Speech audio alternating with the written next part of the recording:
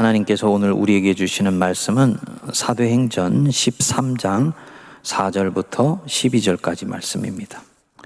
두 사람이 성령의 보내심을 받아 실루기아에 내려가 거기서 배 타고 구브로에 가서 살라미에 이르러 하나님의 말씀을 유대인의 여러 회당에서 전할세 요한을 수행원으로 두었더라. 온 섬 가운데로 지나서 바보에 이르러 바예수라 하는 유대인 거짓 선지자인 마술사를 만나니 그가 총독 서기오 바울과 함께 있으니 서기오 바울은 지혜로운 사람이라 바나바와 사울을 불러 하나님의 말씀을 듣고자 하더라. 이 마술사 엘루마는 이 이름을 번역하면 마술사라. 그들을 대적하여 총독으로 믿지 못하게 힘쓰니 바울이라고 하는 사울이 성령이 충만하여 그를 주목하고 이르되 내 모든 거짓과 악행이 가득한 자요 마귀의 자식이요 모든 의의 원수요 주의 바른 길을 굽게 하기를 그치지 아니하겠느냐. 보라 이제 주의 손이 내 위에 있으니 네가 맹인이 되어 얼마 동안 해를 보지 못하리라 하니 즉시 안개와 어둠이 그를 덮어 인도할 사람을 두루 구하는지라. 이에 총독이 그렇게 된 것을 보고 믿으며 주의 가르치심을 놀랍게 여기니라. 아멘. 바나바와 사울이 성령의 인도하심을 받아서 2000년 기독교 역사상 처음으로 선교사가 되어서 해외로 나가게 됩니다. 파송을 받은 이들이 마가 요한을 사환으로 데리고 처음 간 곳이 바나바의 고향인 구브로 섬이에요. 오늘 우리가 알고 있는 지중해 한복판에 있는 아름다운 섬 키프로스 섬입니다. 이 섬 첫 기착지가 섬 동쪽에 있는 대도시 살라미라는 곳입니다. 그 지도에 나오지요. 그래서 유대인 회당에 들어가서 복음을 전했는데 별로 소득이 없었던 것 같습니다. 짐을 싸서는 섬을 동서로 가로질러서 서쪽 끝에 있는 키프로스 섬의 수도 바보라는 곳에 들어가게 됩니다. 그런데 여기에서 총독 서기오 바울이라는 사람을 만나게 됩니다. 이 사람이 참으로 좀 신기한 사람인 것이 바나바와 사울을 불러서 하나님 말씀을 듣고자 합니다. 이상하지요? 유대인이 아니고 로마인이에요. 거기다가 남부로 올 것이 없는 고관대작입니다. 그런데 이 사람이 하나님의 말씀을 듣고자 한다? 기록에 의하면 로마 글라디우스 황제 때의 인물인데 원로원의 의원 선출권까지 가지고 있는 명망가였다 그럽니다. 근데 이 사람이 왜 하나님의 말씀을 듣고자 하겠습니까? 미스테리지요. 성경을 찬찬히 살펴보면 이 사람이 어떤 사람인지, 왜 아무것도 아쉬울 것이 없는 사람이 하나님 말씀을 낯선 유대인들을 불러가지고 듣고자 하는지 힌트가 나와 있습니다. 그 7절 중간에 보시면 서기오 바울은 지혜 있는 사람이라. 지혜 있는 사람이다. 고대 헬라 사회에서 누군가가 지혜롭다 할 때는 그 사람이 모든 것을 다 아는 박학다식한 사람이다 라는 뜻이 아닙니다. 학식이나 학문에 관한 이야기가 아니에요. 그 사람이 지혜, 소피아가 있다 이 말은 사물의 실상을 편견 없이 있는 그대로 들여다보는 마음을 가졌다는 뜻입니다. 그러니까 사물을 볼 때도 편견 없이 그대로 보고 자기 자신을 볼 때도 그렇게 보는 거예요. 그러니까 사람 중에 자기를 볼 때 지혜 있는 사람이 있고 지식만 가득 찬 사람이 있는 거죠. 지혜 있는 사람이다 할 때는 내가 무엇을 가지고 있고 어떤 것이 결핍되어 있는지를 잘 알고 있는 사람입니다. 즉 자기가 누구인지를 아는 사람입니다. 반면에 자기를 모르는 사람이 있습니다. 문제는 자기가 누구인지를 모르는데 모르고 있다는 사실조차도 모르는 사람이 있는 거예요. 어리석은 사람이지요. 그러니까 이 서기오 바울이 지혜 있는 사람이었다 이 말은 이 사람은 자기 내면에서 일어나는 일들을 잘 들여다보고 알아차리고 있었다는 말입니다. 왜 이방인 고관대작이 낯선 예수신을 전하는 바나바와 사울을 찾고자 했겠는가? 한밤중에 예수님 찾아왔던 니고데모를 연상해 보면 됩니다. 남부를 곳이 없는 사람이고요. 사람들이 낮에는 자기에게 와서 굽신거리고 고개를 숙입니다. 돈도 있고 권력도 있고 명예도 있습니다. 하지만 그것은 낮에 일어나는 삶이고 표피적인 삶이에요. 속사람은 알고 있습니다.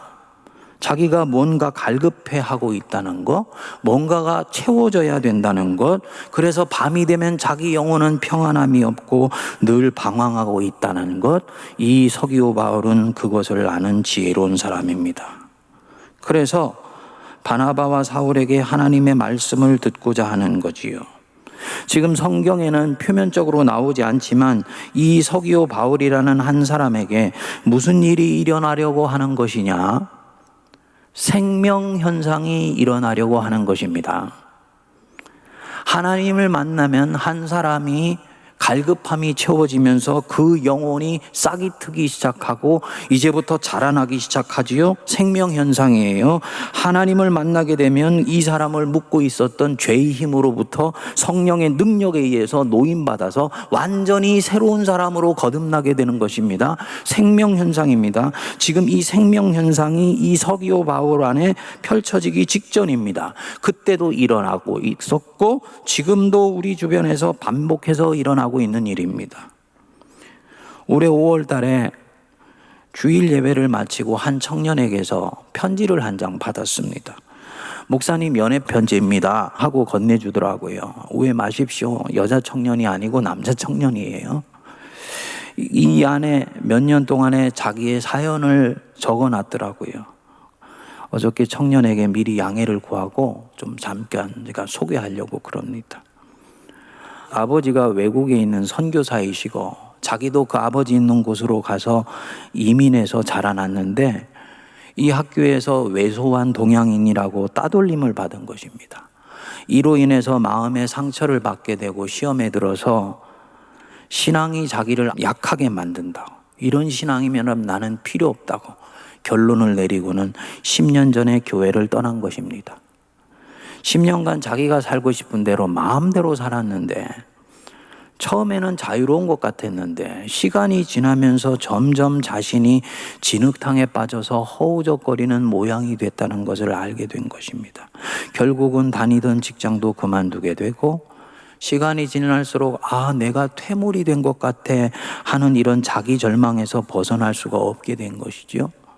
게임 중독 비슷한 것이 생기게 되어서 밤에는 움직이고 낮에는 잠을 자는 이런 잘못된 삶이 반복되었습니다. 결국은 한때 좋은 직장을 다니고 에베레스트 산까지 다녀올 정도로 아주 패기찬 인생을 살던 청년이 그런 모습이 다 사라져버린 것입니다. 이때 코로나가 닥친 거예요. 어느 날 문득 아침에 좀 일찍 일어나고 싶어서 자기를 일부러 구속하기 위해서 이른 아침 예배를 드리는 곳을 찾아보다가 세문안교회의 이른 아침 예배를 보게 된 것입니다. 그리고 참여하게 되었는데 이 예배와 말씀 속에서 이 청년의 가슴이 울리기 시작한 거죠. 기도한 것이 예배를 통해서 응답받고 그동안 하나님께 질문해왔던 수없이 많은 것들이 비대면이지만 주일 예배나 이른 아침 예배 설교를 통해 답을 얻게 됐습니다. 자신의 영혼이 빠르게 치유되고 회복되어 가는 것을 경험하게 된 것입니다. 하나님이 자신을 얼마나 신실하게 사랑하시는지를 알게 되면서 가슴을 쥐어 뜯으며 감사하고 감격하는 삶이 이어지더라는 것입니다.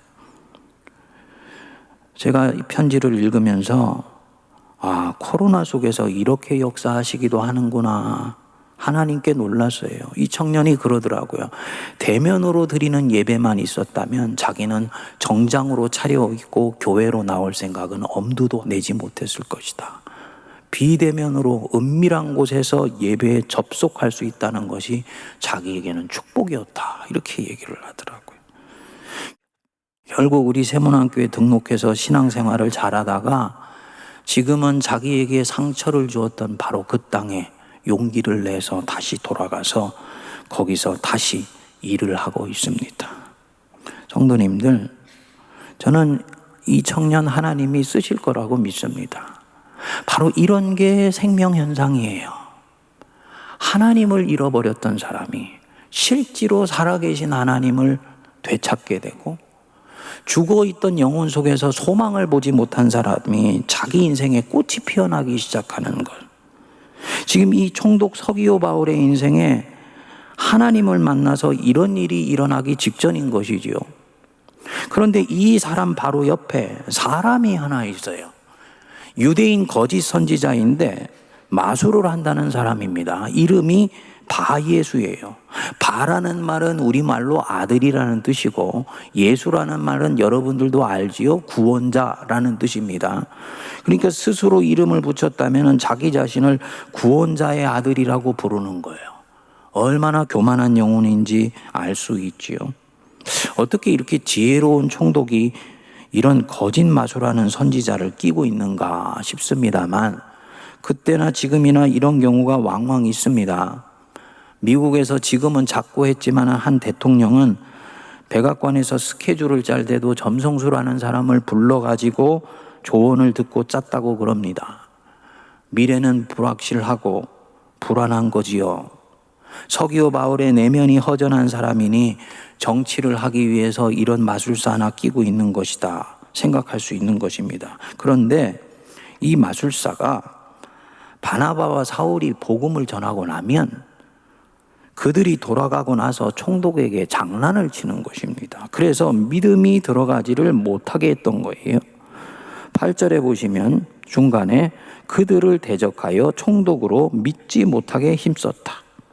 그러니까 생명현상이 일어나는 곳에 어김없이 나타나는 하나의 현상입니다. 뭐냐? 죽음 현상입니다. 성도님들, 우리 예수님께서 이 땅에 오신 첫 번째 목적을 우리 주님이 분명히 말씀하십니다. 내가 온 것은 양으로 생명을 얻게 하고 더 풍성히 얻게 하려는 것이다. 한 사람의 영혼이 생명을 회복하고 그 영혼이 만개하게 되는 것, 그것이 예수님께서 이 땅에 오신 이유라는 거지요. 여러분, 하나님이 어느 순간에 가장 영광 받으시는지 압니까? 교부 이레니우스는 하나님은 한 영혼이 살아나서 그 영혼이 완전히 꽃피는 것을 볼 때 가장 영광 받으신다라고 얘기를 했습니다.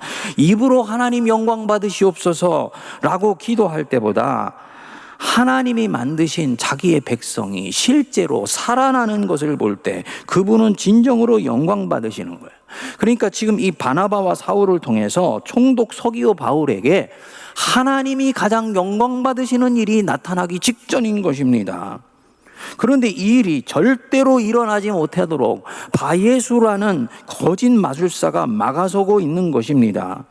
8절에 다시 보시면 믿지 못하게 힘쓰니 그랬는데, 이 못하게라는 말이 헬라어로는 디아스트랩사이 아포입니다. 비틀다, 벗어나게 하다, 이런 뜻입니다. 복음이 확장되지 못하도록 엉뚱한 곳으로 벗어나게 만드는 것이고요. 생명을 완전히 비틀어서 분지러뜨려 버리는 것입니다.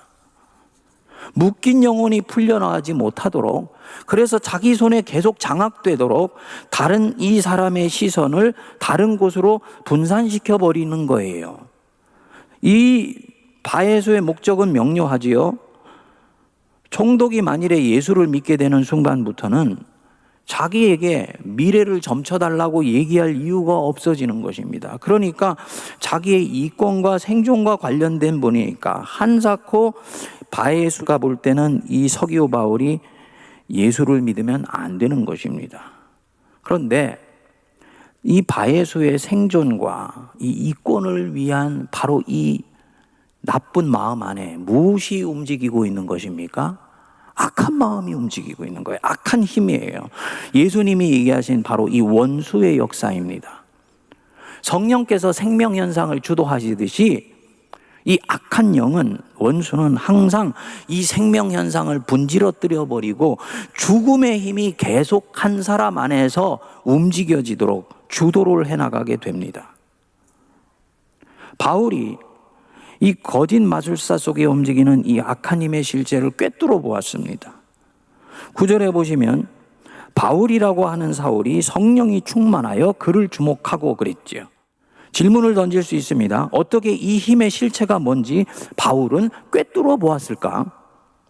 다른 사람은 얼핏 보아서 그것을 헤아리기 힘들고 사람이 하는 행동이라고 생각하고 때때로는 미온적으로 대처하기도 하고 온정주의에 빠지기도 하는데, 바울은 어떻게 이 마술사 안에 움직이는 힘이 악한 영의 힘이라는 것을 알 수가 있었을까? 9절 앞부분에 보면 단서가 나옵니다. 거기에 보면 바울이라고 하는 사울이라고 얘기를 했습니다. 지금까지는 사도 바울을 사울이라고 불렀는데 이제 이 13장 9절부터는 계속 바울이라고 부르게 됩니다. 이름이 바뀐 거예요. 이유가 뭐냐? 이 사울이라는 이름은 히브리식 이름입니다. 아버지가 지어준 이름이에요. 사울이 베냐민 지파니까 베냐민 지파 안에서 가장 권세 있는 자 같은 사울왕처럼 되라고 지어준 이름이겠지요. 바울이라는 이름은 헬라식 이름입니다. 단순히 헬라식 이름이 아니고 이름의 뜻이 작다, 보잘것없다 이런 뜻입니다. 그러니까 이 이름이 키예요. 하나님을 이름을 붙들고 하나님의 능력을 붙들고 백성들 속으로 대중들 앞으로 나아갈 때 나는 바울로 나아간다. 작고 보잘것없는 사람으로 나아간다는 것입니다. 바예수와 아주 대조되지요. 스스로를 구원자의 아들이라고 부르면서 자기를 크게 여기는 사람, 이 사람 안에는 악한 힘이 가득한 것입니다.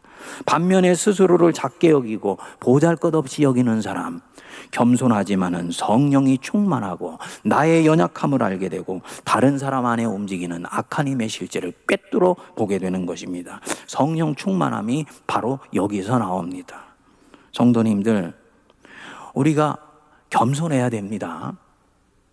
하나님을 경외하는 것의 근본이 이 겸손이에요. 성령 충만함이 여기서 나오는 거지요. 다른 사람 보고 겸손하라고 얘기하기 전에 내가 먼저 겸손해야 되는 거예요. 그래서 이 바울이 이제 이 악한 힘에 사로잡힌 자에게 어떻게 하냐? 10절 한번 보십시오. 이르되 모든 거짓과 악행이 가득한 자요 마귀의 자식이요 모든 의의 원수여 주의 바른 길을 굽게 하기를 그치지 아니하겠느냐? 지금 뭐 하고 있는 것입니까? 바예수도 사람인데 이 사람을 앞에 두고 모골이 오싹해 주도록 아주 저주에 가까운 말을 퍼붓는 것입니다. 사도 바울이 그 속에 움직이는 힘, 원수에게 대놓고 말하는 거지요. 뭐 하시는 것입니까? 원수를 대적하는 거예요. 그리고는 이 원수를 완전히 제압하여서 이 사람을 한동안 못 보게 만들어 놓습니다. 결국은 이 광경을 본 총독 서기오 바울이 바예수가 그동안 쳐놓았던 이 악한 힘에서 노임을 받게 되고 하나님을 믿게 됩니다. 12절에 그 뒤에 보시면 주의 가르치심을 놀랍게 여기니라. 생명의 가르침을 받고 영혼이 만개하여서 자기 자신의 심령이 살아나는 것을 보고 스스로 놀라는 것입니다. 아까 그 소개한 청년이요, 자기가 변하는 것을 보고 자기가 놀랐다라고 얘기하는 바로 그런 장면이에요. 생명이 빠르게 회복되는 것을 보고 놀라는 거예요. 결국 이 서기오 바울이 바나바와 사울이 얻은 첫 개종자이죠. 그것도 주변에 엄청난 영향력을 미칠 수 있는 사람을 첫 개종자로 얻은 것입니다. 이들의 선교의 앞날이 밝다는 것을 보여주는 것입니다. 여기까지가 오늘 우리가 묵상한 스토리입니다. 성도님들, 바울이 이 악한 힘에 반응하는 모습을 보면서 무엇을 느끼십니까?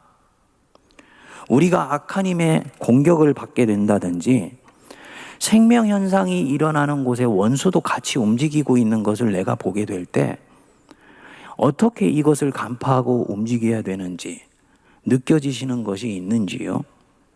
또 내 안에서 이 원수가 나의 연약한 고리를 타고 역사할 때 이를 어떻게 알아차리고 단호하게 뿌리칠 수 있는가? 지금 이 바울이 거짓 마술사에게 대응하는 모습을 보면 이에 대해서 중요한 몇 가지 교훈을 얻을 수가 있습니다. 첫 번째로는 복음이 역사하는 곳에 원수가 움직이는 것은 지극히 당연한 것이다. 그러니까 놀라거나 두려워하거나 염려할 필요가 없다는 것입니다. 바울은요, 자신이 복음을 전하는데 누가 옆에서 회방을 놓거나 방해하거나 일이 원하는 대로 진행되지 않는다고 해서 전혀 흔들리지를 않아요. 이후에 바울이 얼마나 담대한 사람인지를 보게 됩니다. 아마도 아라비아 사막에서 가졌던 그 하나님과 파고 들어가는 바로 그 시간이 바울을 이런 사람으로 만들었을 것입니다. 성도님들 꼭 기억하십시다. 복음이 역사하기 시작하면 방해도 그때부터 본격적으로 시작이 됩니다. 하나님의 뜻이 내 인생 속에서 이루어지기 시작하면 온갖 어려움도 같이 오게 돼요. 무슨 일을 하는데 얼음에 박 밀듯이 무탈하게 진행된다? 그것은 하나님의 일이 아닐 가능성이 대단히 많이 있습니다. 성도 한 사람이 주님 안에서 기도하면서 새로운 인생을 출발했다든지 이사를 하면서까지 새 일을 시작했다든지 반드시 원수도 이 사람의 일상 안에서 같이 방해하면서 움직이기 시작해요. 그러니까 성도들이 이 원리를 알아야 됩니다. 어떤 통로로 하든지 그런 방해하는 일은 일어난다. 그렇기 때문에 미리 이것에 대해서 마음의 대비를 하고 더욱더 신실하게 이 새 일에 참여해야 되는 것이지요. 둘째로는 단순한 이원론에 빠지지 않는 것입니다. 대개 이 마귀론을 얘기하는 사람들이 흔히 빠지는 함정이 있어요. 이 기도원 같은 데서 잘못 배운 것입니다. 뭐냐면 나는 선하고 나를 반대하는 사람은 악하다고 보는 것입니다. 잘못된 이원론이에요. 내 편은 하나님 편이고 저쪽 편은 마귀다라고 보는 것입니다. 그렇지 않습니다. 바울은 그렇게 보지 않아요. 바예수가 지금 원수에게 노란하고 있지만 그 바예수 속에 있는 원수는 언제든지 내 안에서도 동일하게 역사할 수 있다는 것을 바울은 늘 알면서 살아갑니다. 그렇기 때문에 자기 자신도 깨어있지 않으면 언제든지 원수의 노예가 될 수 있다는 것을 알고 항상 이 부분에서 스스로를 살핍니다. 그러니까 이런 면에서 보면 원수는 사람 자신이 아니고 그 사람 안에 있는 악한 힘인 거지요. 목사인 저도 원수의 놀이기가 잠시 될 수 있고 성도님들도 원수의 노예로서 잠시 잘못 쓰임받을 수가 있다는 것을 늘 기억해야 되는 것입니다. 셋째로는 지금 이 힘이 사람의 영혼을 어디로 데려가고 있는지를 정확하게 파악하면서 바울은 반응합니다. 한번 이렇게 생각해 보시자고요. 성경 안으로 들어가 보면 바나바와 바울이 총독 관저로 초대를 받아서 복음을 전했겠지요. 총독이 이 복음을 받고 뛸 듯이 기뻐하면서 당연히 하나님을 영접하겠다고 고백했을 것입니다. 그런데 다음에 이 총독을 만났더니 이 사람이 이상하게도 냉랭해져 있고 하나님에 대해서 의심하는 마음을 가지고 있는 거예요. 총독 얘기를 자세히 귀 기울여 들어보니까 이 사람 옆에 바예수가 집어넣어준 말이 작동을 하면서 믿음을 갖지 못하게 하고 있는 것을 아는 것이지요. 들어보니까 예수는 사실은 구세주가 아니고 유대 사회에서는 이단아로 그렇게 취급받는다고 하던데요. 사울 선생, 당신이 한때는 복음을 핍박하던 자라고 하던데요. 이런 얘기를 바예수가 총독에게 해준 것을 알게 되는 거예요. 바울은 간파합니다. 중요한 순간이다. 단순히 이 마술사가 자기 이익을 위해서 움직이는 것이 아니고 그 뒤에 원수가 지금 이 총독에게 하나님의 복음이 들어가지 못하게 하려고 하는 것이다. 한 사람의 영혼이 살아나는 것을 막는 것이지요. 지금 바예수가 가진 혀의 힘이 이 총독을 어디로 데려가고 있는지를 바울은 꿰뚫어 보고 있는 것입니다. 바울에게 결론이 내려지게 됩니다. 이것은 온정으로 다룰 일이 아니고 설득할 일도 아니며 기다린다고 해결되는 일도 아니다. 원수가 스스로 회개하여서 돌아오는 경우는 없는 거죠. 그러면 그것은 마귀가 아닌 거예요. 그래서 이 바울이 어떻게 합니까? 대적하여서 제압해 버리는 것입니다. 구절을 우리가 이 대목을 살펴보면 바울이라고 하는 사울이 성령이 충만하여서 이 마귀를 제압하는데 지금까지 이 바울의 선교를 주도해왔던 대장격이 되는 바나바의 모습이 지금 이 장면에는 나오지를 않습니다. 바울만 여 대목에서는 드러나요. 무엇을 뜻할까요? 바나바는 지금 이 대목에서 명료하게 판단하지를 못하고 있다는 얘기죠. 이 사람 선한 사람이에요. 착한 사람이에요. 바울 마귀가 뿔을 달고 나타나는 것도 아니고 바에서도 사람인데 설득하고 기다려줘야 되지 않을까? 권면하면 되는 일 아닐까? 그렇게 그 사람 마음에 못을 박는 마귀의 자식이라는 얘기를 해야 되는 거야? 이렇게 얘기했을 수 있지요.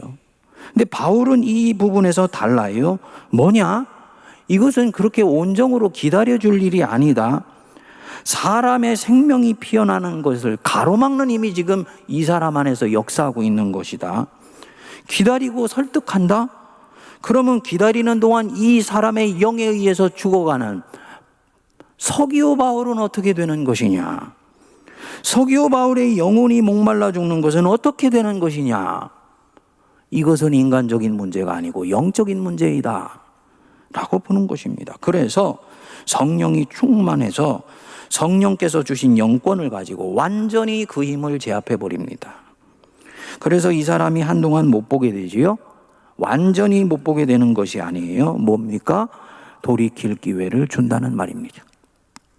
그리고 이 마술사에게 영적으로 눌려있던 총독이 완전히 노임받게 되고 하나님 앞으로 이끌려가서 이제 그 영혼이 완전히 꽃이 피는 것입니다. 할렐루야.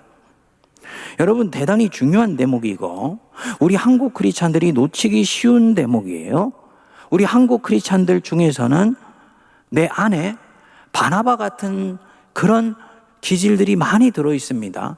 내 자신을 대하는 데 있어서도 바나바 같이 대하고, 내 자신 속에 있는 악한 힘을 대하는 데도 바나바처럼 대하고, 바깥에 있는 악한 힘을 다루는 데에서도 바나바처럼 대하다가 결국은 하나님의 일을 놓쳐버리게 되거나 주님의 일이 돌아가게 되거나 심지어는 한 영혼이 완전히 파괴되어 버리는 경우들도 있어요.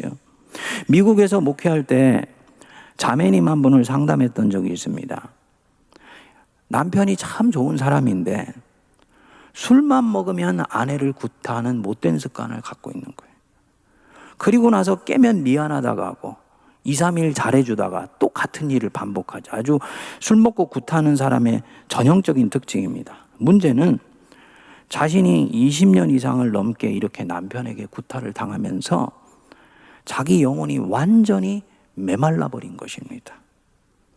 그리고는 이런 상황에서 하나님이 구원해 주시지 않는 것 같아서 그 하나님에 대한 의심과 주님을 버리고 싶은 마음이 가득 차 있는 거예요. 제가 얘기를 했습니다. 자매님, 그것은 학대에 가까운 것인데 왜 그 자리에 그냥 그렇게 계십니까? 애들 때문인가요? 애들은 대학 가고 다 껐다는 거예요. 그러면 떨어질 수 없으면 별거라도 해서 자신을 먼저 돌보고 자기 영혼을 먼저 살펴야 됩니다. 그랬더니 이 자매가 이렇게 말을 하더라고요. 목사님, 기도하면서 이런 생각이 듭니다. 이건 내가 지고 가야 될 십자가이다. 내가 이 십자가 지고 가면 하나님이 내 기도를 들으시고 내 남편을 구원해 주실 날이 올 것이다. 여러분 어떻게 생각하십니까? 정말 그럴까요? 제가 그 자매에게 그랬습니다. 자매님, 그건 주님이 자매님에게 지라고 주신 십자가가 아닙니다. 그것은 거짓 십자가입니다. 주님은 한 영혼이 파괴되고 한 인격이 완전히 황폐화되면서까지 자신의 십자가를 지라고 말씀하신 적이 없습니다. 성도님들, 순교자는 영혼이 파괴되지 않습니다. 스데반처럼 육신이 찢어져서 죽을지라도 그 영혼은 성령으로 충만해요. 하나님의 일을 하는 것의 특징입니다. 악한 힘에 의해서 한 사람의 인격이 완전히 파괴되면서도 그 힘을 가진 사람을 긍휼히 여긴다. 그것은요, 그가 감당할 몫의 십자가가 아닌 거예요. 둘 중 하나여야 됩니다. 내가 영권이 있으면 완전히 그를 제압하여서 그 힘을 뽑아내버리는 것입니다. 그리고 그것이 안 되고 내가 그 악한 힘에 의해서 갈갈이 찢겨지는 것 같으면, 그래서 내 영이 말라가는 것 같으면 그것은 내가 질 십자가의 범위를 넘어가는 것입니다. 우리 주님이 말씀하셨죠? 천하를 얻고도 자기 목숨을 잃으면 무슨 소용이 있느냐? 이때 이 목숨이 헬라어로는 푸시케예요. 단순히 물리적이고 육체적인 목숨을 얘기하는 것이 아니고 한 존재의 중심을 말하는 것입니다. 천하를 얻지만은 네 존재의 중심인 네 영혼이 완전히 파괴되어 버린다면 그것이 너에게 무슨 소용이 있느냐라는 말씀입니다. 그러니까 하나님이 주신 내 생명을 소중히 여기는 것, 내 영혼을 잘 가꾸어서 꽃피게 만드는 것, 이것은 이기주의가 아니고 성도의 책임입니다. 악한 힘에 반복해서 노출되면서 점점 내 영혼이 질식되어 간다? 그거 끌어안고 있으면 아니 되는 거지요. 내 안에 바나바와 같은 마음이 움직이고 있는 것입니다. 바울은 이 인간인 바예수에게 바로 이 같은 원리로 접근합니다. 이 바예수는 분명 어찌 보면 악한 힘을 이용하기도 하지만 제가 볼 때는 그 악한 힘에 의해서 이용당하고 있어요. 자신이 악한 힘이 자기를 휘두르고 있다는 것을 모를 수도 있습니다. 그렇기 때문에 바나바는 보면서 머뭇거리게 되지요. 모질게 굴면 안 될 것 같은 거예요. 하지만 바울은 다릅니다. 원수의 힘에서 이 마술사를 분리시켜내기 위해서라도 이 마술사 속에 있는 원수의 힘을 완전히 제압해버리는 것입니다. 나중에 이 마술사 바예수가 눈을 다시 떴을 때 어떻게 되었을까요? 99% 이상은 회개하지요. 자기가 악한 영에 의해서 이용된 것에 대해서 회개하죠. 그리고 살아계신 하나님을 이제부터 진심으로 섬기지요. 영혼이 맹인이 되지 않기 위해서라도 그렇게 할 것입니다. 성도님들, 말씀을 마무리합니다. 생명 역사가 일어나는 곳에는 항상 방해도 같이 따라오게 됩니다. 내 안에서 방해할 수도 있고 밖에서 방해할 수도 있어요. 무슨 일을 새로 시작했는데 괜히 염려와 불안과 걱정이 밀려 들어오게 된다. 잘못되면 어떻게 하지? 마음이 든다. 누가 넣어주는 것입니까? 원수가 넣어주는 것입니다. 일이 꼬이게 돼요. 이전보다도 삶이 당분간 더 힘들어질 수도 있습니다. 저것 때문에 혹시 잘못되면 어떻게 하지? 하는 마음이 듭니다. 이 마음 누가 넣어주는 것입니까? 원수가 넣어주는 거예요. 절대로 그냥 두면 안 됩니다. 이때는요, 침묵 기도하시면 안 돼요. 외쳐서 통성으로 기도해야 됩니다. 내 안에 있는 사탄아 물러가라. 그리고 내가 그렇게 선포하고 외치는 소리를 내 귀가 스스로 듣게 해줘야 됩니다. 그래야지 이 존재 전체가 담력으로 단단히 무장하게 되는 것입니다. 나를 두렵게 하는 그 힘이 밖에서 나를 힘들게 한다? 성도님들, 하나님께서 허락하신 가운데 일어나는 일입니다. 절대로 그 힘은 나를 삼키지 못해요. 그러니까 강하고 담대해야 됩니다. 두려워하지 마십시오. 주님이 이길 힘도 주십니다. 이사야서에서 말씀했죠. 너는 두려워하지 말라. 내가 너를 구속하였고 내가 너를 지명하여 불렀나니 너는 내 것이다. 네가 불 가운데 지날지라도 그 불이 너를 태우지 못할 것이며 물 가운데 지날지라도 그 물이 너를 삼키지 못하리라. 여호와의 말씀이니라. 이 말씀 견고하게 붙들고 이 코로나 가운데서 악한 힘에 휘둘려 내 영혼이 위축될 때 오히려 주님 붙들고 담대하게 믿음의 걸음을 전진해 나가는 우리 모두가 되기를 바랍니다. 기도하겠습니다. 거룩하신 하나님 아버지, 원수의 힘에 속지 않고 그 원수의 힘이 움직이는 것을 기다려주지 않고 성령이 충만하여 원수를 제압했던 이 바울의 영권을 우리 세문안의 성도들에게도 주시고 우리 각 심령에게 주시옵소서. 그래서 믿음에 담대하게 하시고 두려워하지 않게 하시고 하나님을 향하여 신실하게 전진하게 하여 주옵소서. 예수님 이름으로 기도하옵나이다. 아멘.